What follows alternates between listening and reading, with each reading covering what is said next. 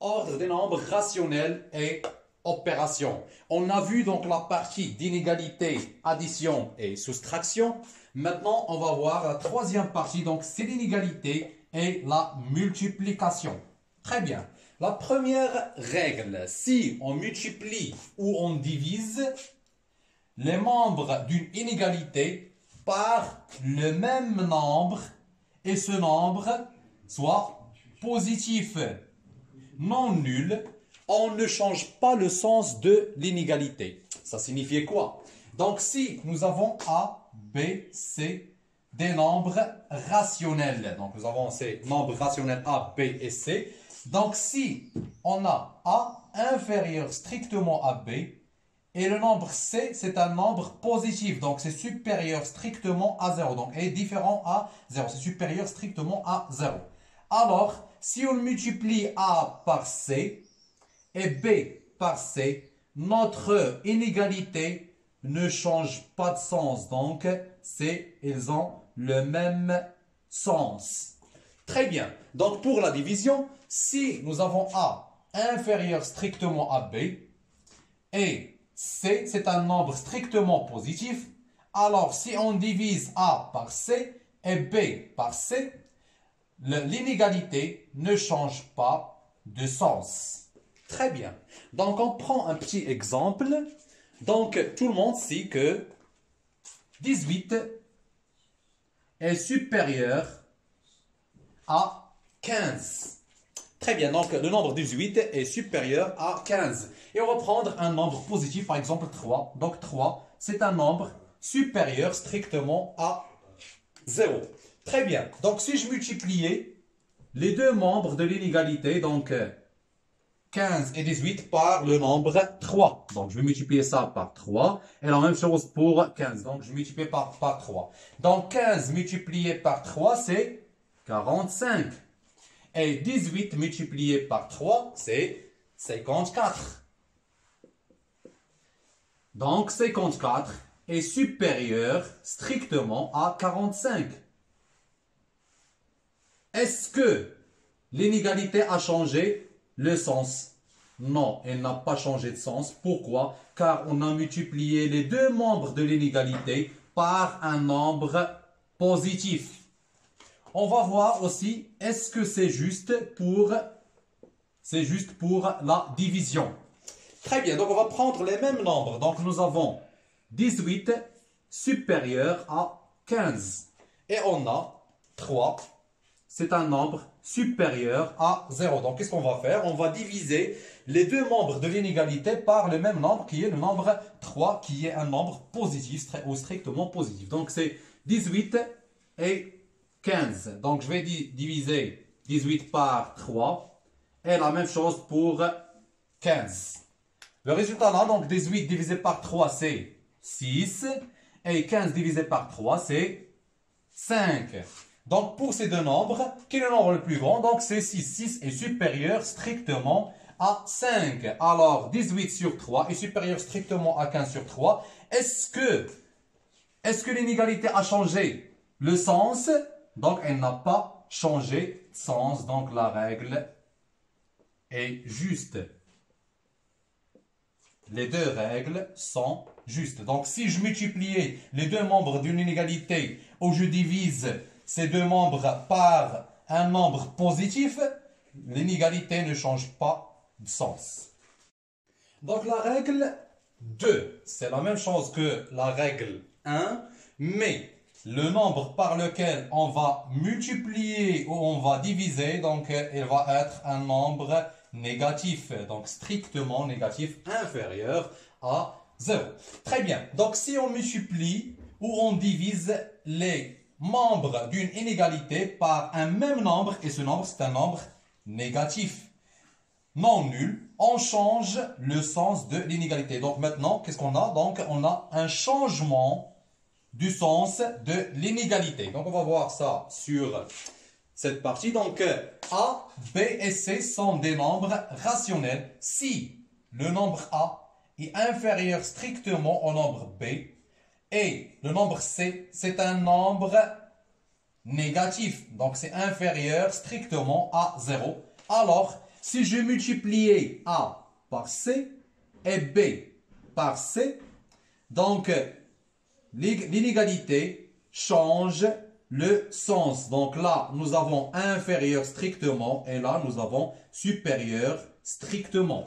Très bien, donc pour la division, si A est inférieur strictement à B et le nombre C, c'est un nombre strictement négatif, c'est-à-dire qu'il est inférieur strictement à 0. Alors, si je divise les deux membres de l'inégalité par ce nombre négatif, l'inégalité change le sens.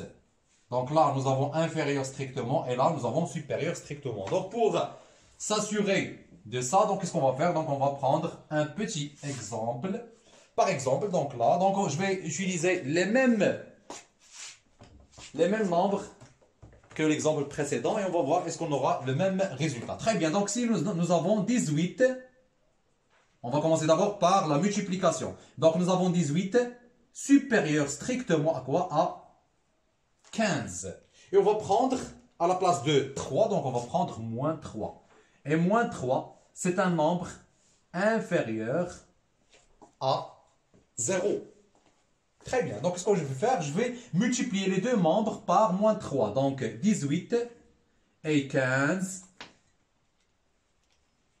Je vais multiplier par moins 3. Et là aussi, donc, multiplier par moins 3. Le résultat là, donc, c'est moins 54. Et le résultat là, donc, c'est moins 45. Quel est le nombre le plus grand? C'est moins 54 ou moins 45. Donc, sûrement, c'est moins 45. Donc, le nombre moins 45 est supérieur à moins 54. Qu'est-ce qu'on remarque là? L'inégalité a changé le sens. Très bien. Donc, ça, c'est juste. On passe maintenant à la division. Donc, nous avons 18 supérieur à 15. Et on a le nombre moins 3 qui est inférieur strictement à 0. Qu'est-ce qu'on va faire maintenant? Donc, on va diviser les deux membres de l'inégalité par le même nombre qui est un nombre négatif. Donc, 18.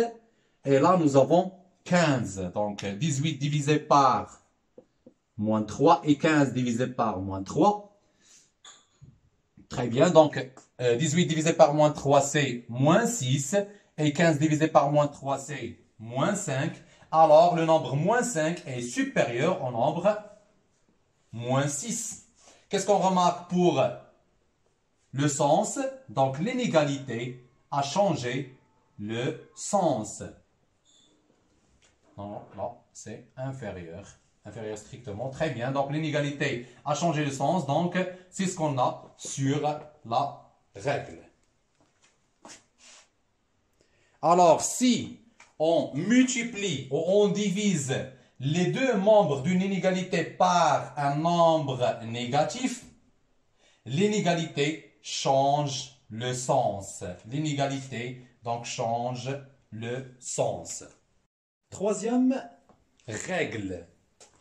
Donc, si on multiplie membre à membre positif de deux inégalités, donc si nous avons deux inégalités, A inférieur ou égal à C et B inférieur ou égal à D, et on multiplie membre par membre, A par B et C par D, d'une inégalité de même sens, donc ils doivent avoir le même sens, on ne change pas le sens de l'inégalité obtenue. Donc, on ne change pas le sens de l'inégalité obtenue. Autrement dit, donc, si nous avons A, B, C et D sont des nombres rationnels, comment sont-ils? Ces nombres sont positifs. Donc, ils doivent être positifs.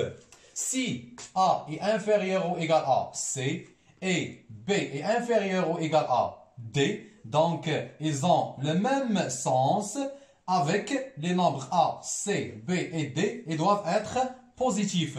Donc on peut multiplier A par B. Si on multiplie A par B et on multiplie C par D, donc AB doit être inférieur ou égal à C fois D. Donc, l'inéquation n'a pas changé de sens. On prend un petit exemple. Donc, par exemple, nous avons deux inégalités. Par exemple, nous avons 5 inférieur ou égal à 6. Et on a aussi, donc, par exemple, 3 inférieur ou égal à 4. Donc, nous avons deux inégalités. Tous les membres sont positifs et ils ont le même sens. Donc, j'applique la règle et je vais voir est-ce que vraiment j'aurai A fois B inférieur ou égal à C fois D. Donc, je multiplie 5 par 3. Donc, 5 multiplié par 3. Et je multiplie 6 par 4. 6 multiplié par 4. Le résultat, donc là, 5 fois 3, c'est 15. Et là, c'est 24. Qu'est-ce qu'on remarque là? Donc, 24 est vraiment supérieur à 15, c'est-à-dire 6 fois 4 est supérieur ou égal à 5 fois 3. Très bien, donc on n'a pas changé le sens de résultat de produit de 5 fois 3 et de 6 fois 4. Donc, notre règle est juste.